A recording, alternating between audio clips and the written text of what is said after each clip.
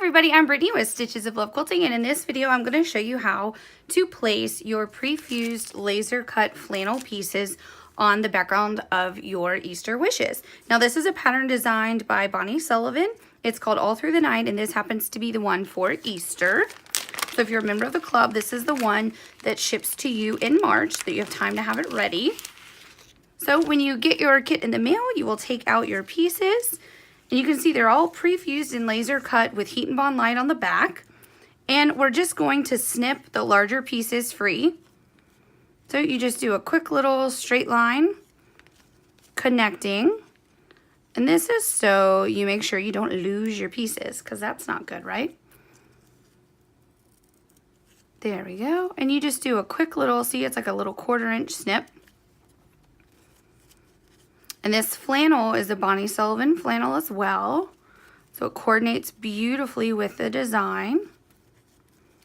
And then you'll finish this off once you've done all your stitching in a sweet little frame. And honestly, when it's framed, I bet a lot of people will think that your flannel pieces are actually wool. Because when we do retail shows and people see this in person, everyone's like, oh, it's wool. And we're like, actually, it's flannel. Which is great, especially, you know, if maybe you have a wool allergy, you can work with this flannel, no problem at all. So you're just releasing my flowers. So this only takes a second. There are, I think it's 10 flowers this month on this. And every month is a different design. Most of them focus around the holidays. Ooh, I got that one a little crooked. There we go. And now we'll flip it over and get this side. There we go. But it's really fun because you can change it out in your house every month. And you can change the frames and give it a different look. Like we have the Easter one. I don't think I have it back here. We have the Easter one framed in a really cute kind of rustic looking white frame. Kind of whitewashed, I guess would be the way to describe it. And it's really cute.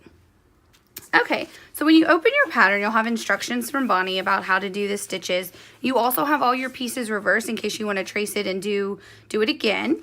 And then the pre-printed fabric comes in your pattern. And this is pre-printed by Bonnie Sullivan. So you can see that it's got some pieces there.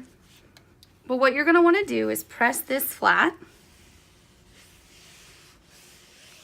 And with this, it's very forgiving. There's not a placement guide included in her patterns, but you don't need it because the placement guide is pre-printed for you, right? So let's start with the main piece. So I'll show you what it looks like. We're gonna put down the black piece. So you just simply peel your fusible batting. I'm sorry, fusible batting. The back of your fusible. There we go. And then you are going to use this as your guide for where to place it. So you're going to make sure that you cover it and that you get it straight. There we go. And then you're going to take your iron and you're going to tap it in to place. Now the iron that I'm using is the little Steam Fast travel iron. I love this guy.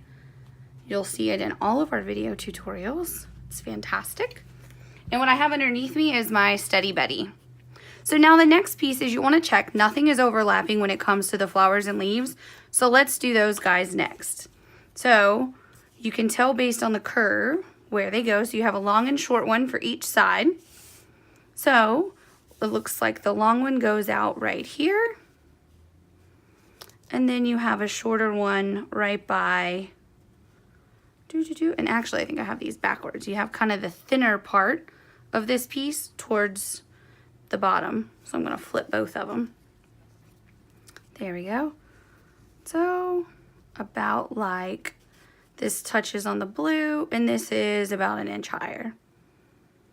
So there we go. And we'll just peel the fusible batting. Why do I keep saying fusible batting, you guys? Peel the white paper from the back of your fusible. I work with fusible batting a lot. It must be on my mind. And then this one about 1 inch up right there. And we'll tap these into place. And now we're going to repeat the same thing for the other side. And this time you'll see that there's 3 eggs. So this piece is actually going to start from the base right here going over that purple egg. And then this piece goes 3/4 of an inch or so higher. And you can also use the black at the top as a guide. See, it doesn't really stick out much further than that. There we go. And this is really fun because even though it's pre-printed, you're making it your own, which I think is cool.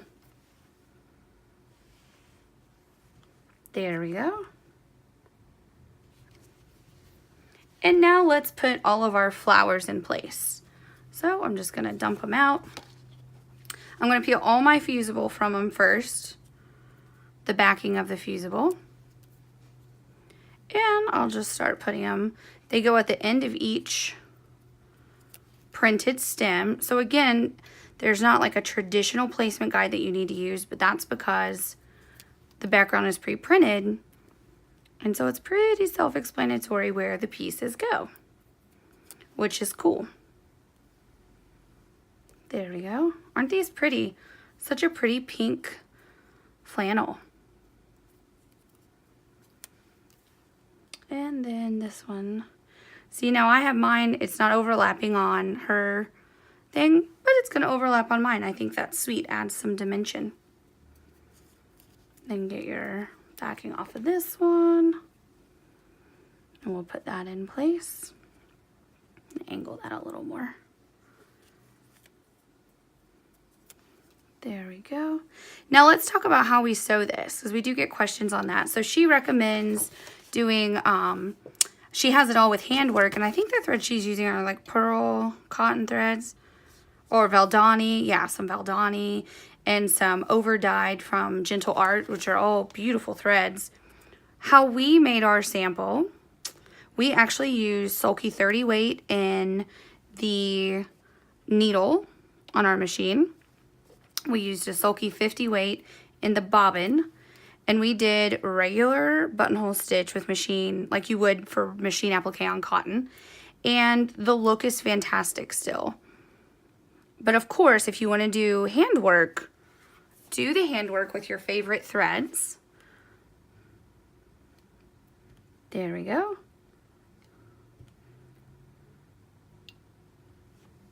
Nice. So that's ironed on. So now the final thing we need to do is make our little Easter chick, and she is dressed up as a bunny, which is so cute. And you can see her beak is already printed on. So, and her legs are there. So you're going to line her body up where it works with her beak and her legs, and of course it does overlap on that kind of peach colored egg. So just put her right in place. How cute is she? A chicken dressed up like a bunny. That's adorable. Then we're gonna put her bunny ears on. And so that goes, it looks like a little bit over. There we go. Too cute, this little thing. And now we'll put her wing in place, and we're gonna be ready to stitch. Now another tip for this stitching, and actually I'm gonna overlap that a little bit. I think that's cute. So I'm doing a little different than what she did, but you're allowed to make it yours, right? So on the stitching, you can do hand embroidery over the Easter wishes to add more dimension. When we do that right there, I know Mom stitched with a 12 weight sulky hand embroidery thread in black over that. She did a chain stitch with a sulky 12 weight over the pre-printed stems right here. She did, as I mentioned earlier, all the applique she did on her sewing machine with a 30 weight and a 50 weight sulky thread. She did do accent stitching along the beak to add dimension. You do use that same black 12 weight sulky thread that you used on Easter wishes to do a French knot for the little ducky bunny French knot for the eye. And then where the white dots are pre-printed here on the eggs. I know Mom used a white sulky 12 weight to do French knots over every egg to add a dimension. And then when you're all done with that, you can put a piece of fusible batting on the back and then frame it. You can like wrap it around the back of the frame, and it looks so lovely and dimensional when it is framed. It's just so sweet. So it's not meant to be a quilt, it's meant to be a frameable, hence the name All Through the Night Frameables. But I hope you really enjoyed this project. If you have any questions at all, always reach out to us, and happy stitching!